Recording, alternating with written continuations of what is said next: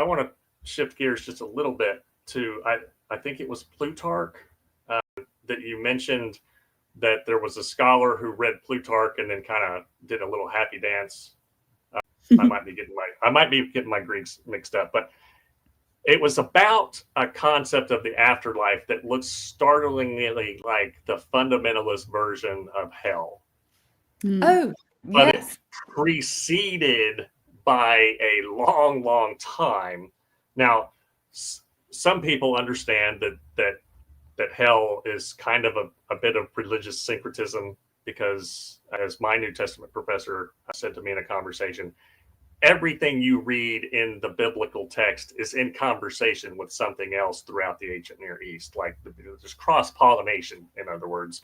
But I hadn't seen it attributed to a specific person before Greco-Roman.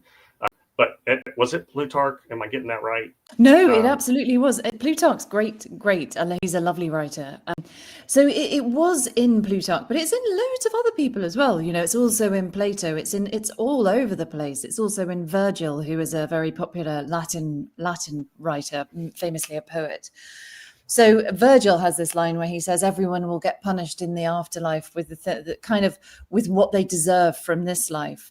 And there are chains, there's clanking, there's fires, there's fiery lakes, there's fiery rivers. There's what sound very much like demons sitting on the edge and dipping people into things with forks.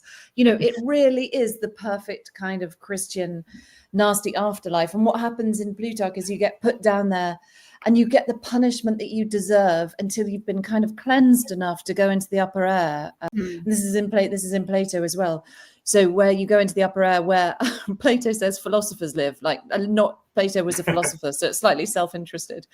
But basically everyone had this idea. It was really common of this fiery underworld afterlife punishment where you go and you get the particular sins. You're kind of punished for what you've done proportionally in life. And what's really interesting is, I mean, you guys will know this, but this idea of proportional punishment in the afterlife, I mean, that's really familiar to us, but that's actually not in the Bible. So the Bible that we have, hell isn't really in the Bible in that way. You know, there's something that you can kind of say is a bit hellish in Paul's letters, apart from like kind of other bits in Paul's letters, which everyone finds a bit hellish. But there is not a real hell in the New Testament. And it comes from, but they had to somehow kind of get it all in. They had to say that Christianity came up with it all. And of course, you know, it just didn't. It's very clear that these are ideas that are floating around at the time, and they end up in lots and lots of texts. I mean, the flood is almost even more striking, and people perhaps know a bit more about that, but the flood appears in texts way before it appears in the biblical flood. The Greeks had somebody who kind of, you know, they all have this story where God makes man, God gets really cross, he sends the rains, and then two people are saved in their boat, and sometimes they send this bird, sometimes they send that bird, sometimes they get an olive bough, sometimes they get some other kind of tree, depending on where these stories are turning up.